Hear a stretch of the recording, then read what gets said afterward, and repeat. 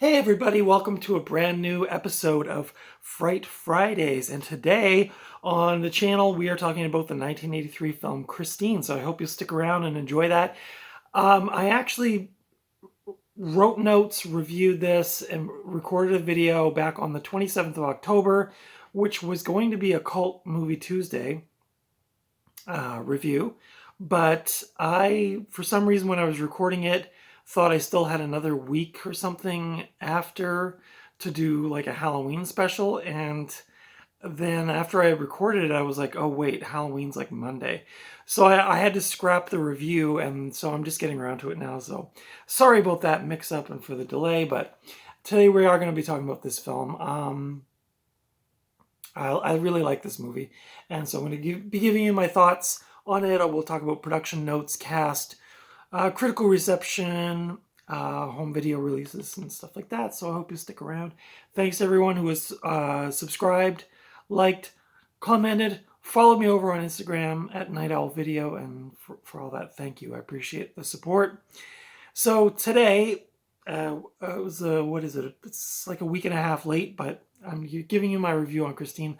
I was originally going to do my top 10 horror films for Halloween, and I don't know, I just got busy with work and I just wasn't able to get it done. So I don't know. I'd like to do something special maybe for December, maybe some Christmas horror or my favorite Christmas movies or something, because I kind of dropped the ball on Halloween, but again, that was just because I got so busy with work and all that. So I'm sure some of you can appreciate that.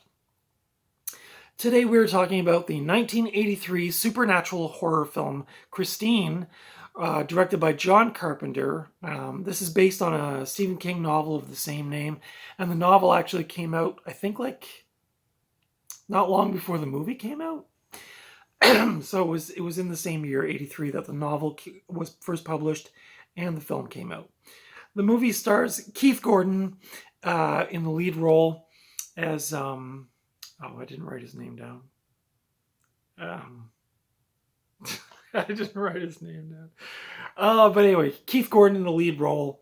I'm sure. Oh, Ernie. So it's Keith Gordon. He was also in Jaws 2, and he was also in Dress to Kill.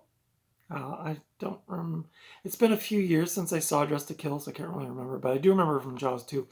This also stars John Stockwell, who was also in Top Gun and Eddie and the Cruisers. He's Arnie's best friend, and he's very cute in this movie. I cannot deny that. He doesn't look as cute now, but in the film he was very cute. And he had a Dodge Challenger, I think. So bonus points for John Stockwell. Alexandra Paul, this was her first role. She has a lot of movies in her filmography. I don't know any of those damn movies, but this was her first role. She plays Ernie's love interest, and she's really great in it. And also a brief part in it with one of my favorites, and probably one of yours, Harry Dean Stanton, who was also in Alien, Escape from New York, Repo Man, Pretty in Pink, The Straight Story, and rest in peace, Harry Dean Stanton, who passed away a few years ago. But gosh, I love that guy, and every role he was in, I just loved him. In Alien, I guess he was always kind of like that. He always kind of provided a bit of comic relief, and he was just kind of your everyman, your everyday kind of Joe. And there's no exception here. He's a detective in this. He's not in it for a lot, but he is in there.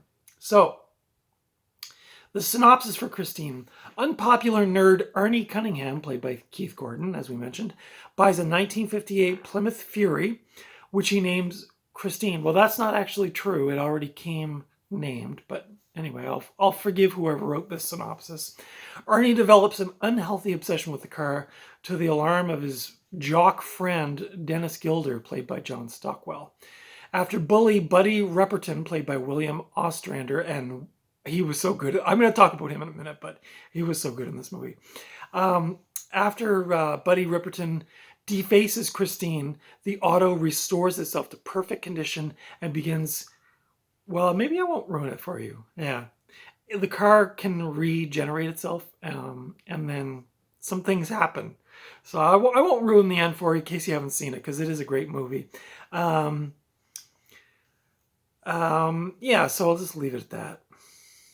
Yeah, I'll leave it at that. But yeah, no, I'm pretty sure the car already came named Christine. I don't know where that came from. But anyway. So John Carpenter took the director's seat after he did The Thing in 1982, and that proved to be a commercial flop, as probably a lot of you know. I read that he just basically wanted a job, so he took this position as director on Christine. He said in retrospect he didn't actually find the story all that scary, but he directed it basically just to keep his career going, which was sort of hot then, and would become obviously even stronger over the years. I have not read the novel, but apparently there are some differences between the film and the novel, but I can't obviously comment on that.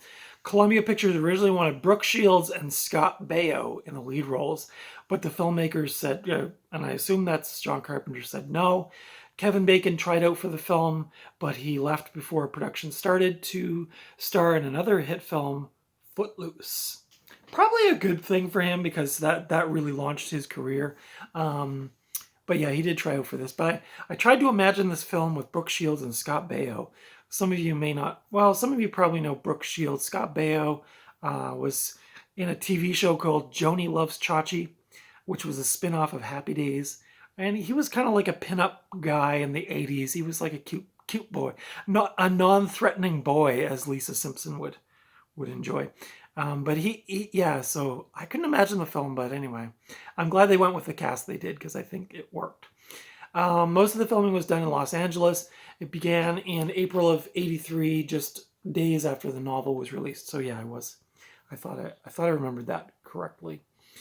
The car was advertised as a 1957 Fury, but in fact, two other Plymouth models were used in place of a Fury, that being the Belvedere and the Savoy.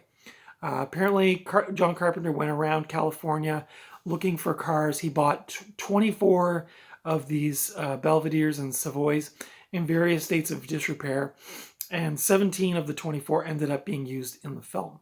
So, and if you've seen the film, you know there's some of the cars sustained some pretty heavy damage. So, originally, Carpenter had not planned to film the car's regeneration scene, but gave special effects supervisor Roy Abergast 3 weeks to devise a way for the car to rebuild itself. Arbogast and his team made rubber molds from one of the cars, right, so the exterior of the car, including the whole front end. Then one of the cars was stripped of its engine to accommodate internally mounted hydraulics that pulled the framework inward, crumpling the car. Then the shot was run backward in the final film. So this whole front end, they made like a rubber cast of it, and then they must have smushed it into these hydraulic mechanisms, and then kind of like made it come out, like hydraulically pushed it out so the car would go back to its normal state. It is one of the coolest special effects in a movie I think I've ever seen. I loved that scene. It was so cool. The film was released in December of 1983. It had a budget of $10 million, and it made $20 million at the box office. Apparently there's a remake in the works with Blumhouse. I mean, can Blumhouse not just do an original movie? They just have to take all these 80s horror classics and turn them into crappy remakes. I'm so tired of it. Please, Blumhouse, just stop, okay? Just let it be. And for the record, this movie is a freaking classic. And some people would argue if it's a pure horror movie, but it's Stephen King. It's definitely a thriller, if nothing else. But just leave it be, for God's sake. Stop making these movies. But anyway, in 1983, this film received mixed reviews from the critics. It has a 69% on Rotten Tomato. It was often cited as being overly silly, but the characters were believable. But the pacing was slow, especially at the midpoint.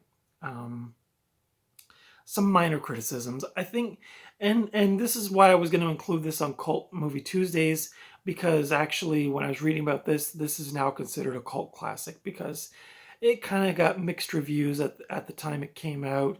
I'm assuming it did better on home video, but I mean, it still did make some money, but I feel like it is kind of one of those cult classics now. So, um, minor nitpicks from the critics, but 69 on Rotten Tomatoes. If you believe that stuff, I kind of look at Rotten Tomatoes sometimes, but I just kind of factor it into my own thing. I watch the film regardless of what the reviews are, and then I kind of, create my own thoughts and feelings and ratings on the film. So, I would give this movie a solid 4.5 out of 5. Um, I do believe maybe the pacing was a bit of an issue at some points, but it's a real minor nitpick. I might even say a 4.75. It's a great film. I've only seen this probably, I could probably count on one hand the amount of times I've watched this movie since it came out in the 80s. I didn't see it in the theater. I definitely saw it on home video or TV for that matter. I picked this up at Wally Mart a couple years ago in the dump bin for $5. It's called a special edition. I'm not sure why. It's pretty bare bones, but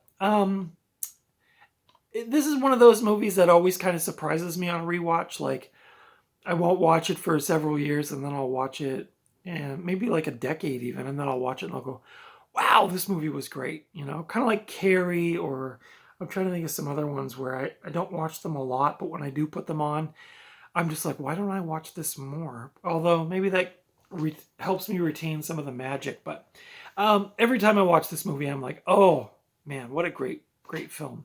I love the music in the movie. Carpenter adds some of his own music to it, but it also, on the opening scene, has some Buddy Holly in it, and instantly I'm hooked. Not long after this movie came out, I would have been about 14, 15, 16.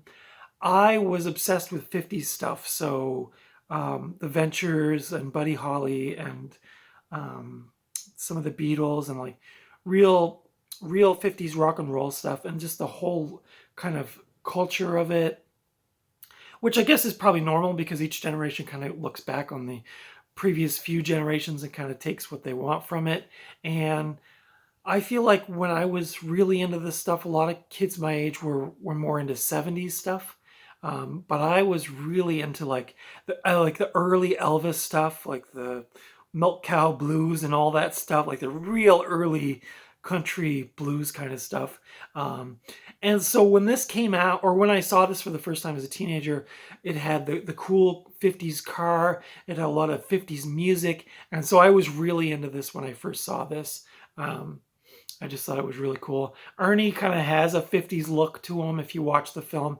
He goes from kind of a very nerdy guy with like tape on his glasses to like the rolled up, the cuffed jeans and the black leather jacket, and the hair's a bit greased back. And I was really into that stuff. I thought that was super cool when I was like 14 or 15. I still do, for the record. It's kind of a genre that I go back to, or an era that I go back to often.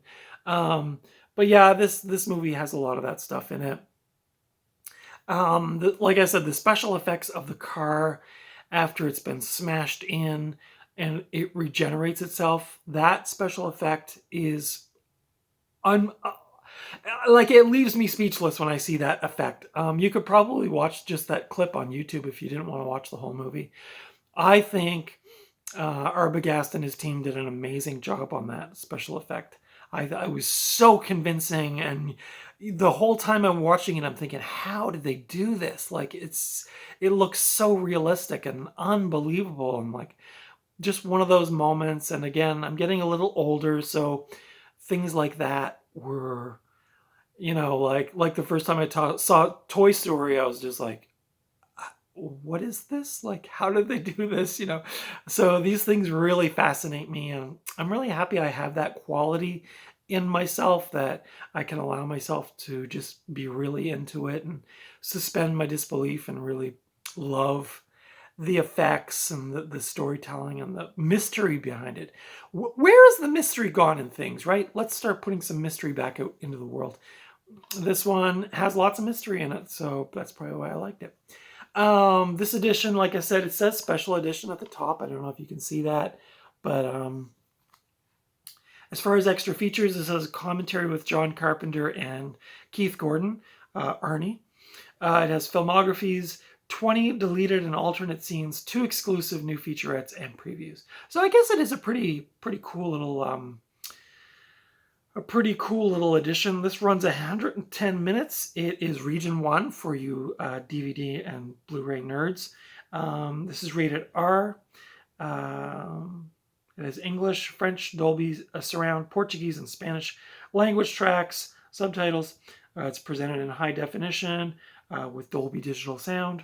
Yeah, this one's really cool. It says Carpenter's best since Halloween. I don't know about that. I think The Thing probably was, for me, was better than this one. But again, great movie. Let's see what we got on the inside. Oh yeah, the disc art is pretty boring. I guess like the flames coming up around the highway. But yeah, I would highly recommend this movie if you've never seen it. Just a great little film. And again, this isn't like I don't know, like I guess this is considered a horror film, but and there are some pretty horrific parts in it, but overall it's more of like a drama thriller for me. But a great movie. If you love Stephen King's storytelling, you won't be disappointed with the acting in this film from Keith Gordon. The screenplay is by Bill Phillips. I thought this might have been a Stephen King screenplay, but it's not. But yeah, anyway, I would highly recommend this. Where can you watch it? You can rent it on YouTube, Amazon Prime, and if you have the CTV app, you can watch it for free with commercials. But, you know, if you want to watch it bad enough, I guess you will. I don't think there's any free copies online that you could watch, but surprisingly, a lot of these movies, like, it's weird, you can watch them anywhere. But the CTV app does have it, and you can rent it pretty cheap on YouTube. And, like I said, you could find this, probably not now because they're bringing out all the Christmas movies, but generally around Christmas or Halloween time, you'll find this in the bargain bins for like $5 at Walmart, so you can find it that way. You could probably buy this cheap online as well. I don't know if this has any boutique label treatment yet, but I'm sure it does. I didn't really do much research on that. But anyway, guys, I would give this 4.5 out of 5 to a 4.75 out of 5. Really great, really fun, just a really fun movie.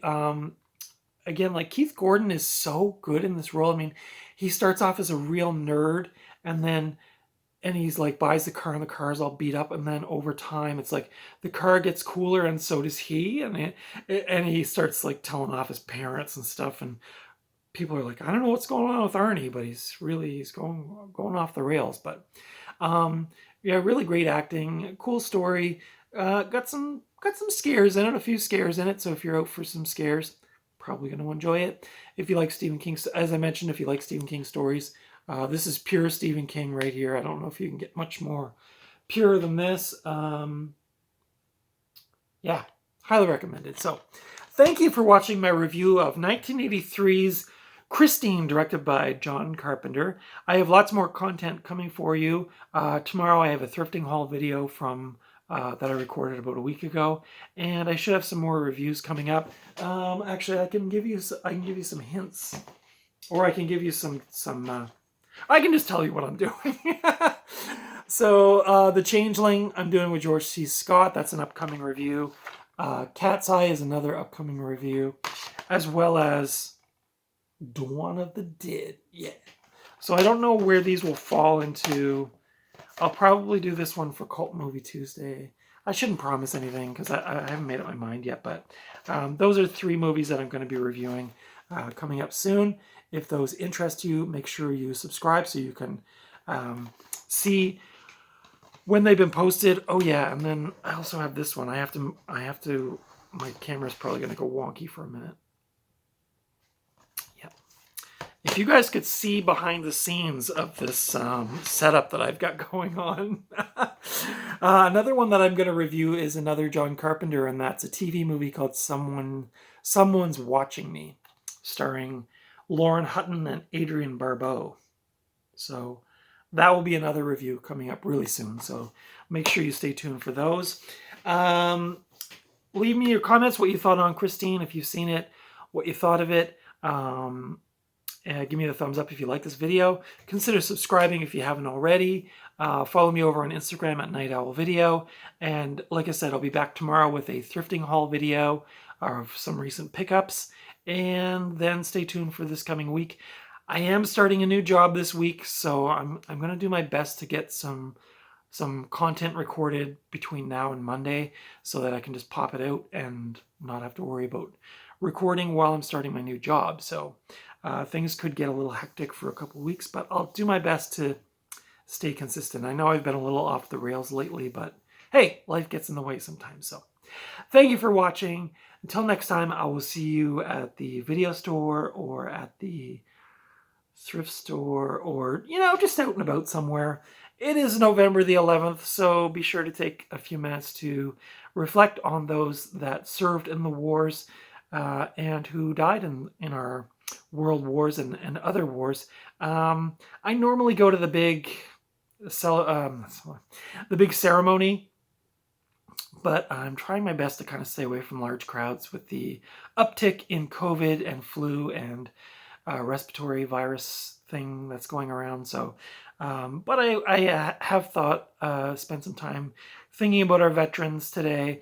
And if you have family members that are in the services or were in the services, make sure to tell them that you love them and that you appreciate their services over the years. And take good care of yourselves. The world is really strange right now. People are very angry. They're very entitled. They're very in a rush, and Christmas is coming, and so the world's going to get really dumb in the next month. I'm trying to limit my time out of doors, but anyway, take good care of yourself, and I'll see you next time. Thanks. Bye.